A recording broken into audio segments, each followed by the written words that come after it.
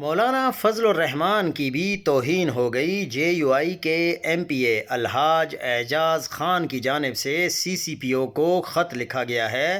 کہ شادی کی ایک تقریب میں مولانا فضل الرحمان صاحب کی تصویر پھاڑنے والے دلہے کو پولیس نے گرفتار کر لیا ہے۔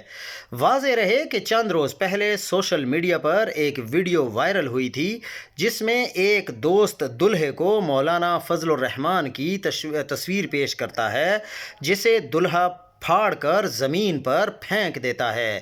ویڈیو منظر عام پر آنے کے بعد مولانا فضل الرحمان کے حامیوں نے شدید رد عمل کا اظہار کیا اور پولیس سے کارروائی کی درخواست کی تھی، جس پر مقامی پولیس نے قانونی کارروائی کرتے ہوئے ملزم کو گرفتار کر لیا ہے۔ لیکن نہ جانے اس طرح کے کیسی ویڈیوز اور کیسی تصاویریں عمران خان کے بارے میں، نواز شریف کے بارے میں ہر روز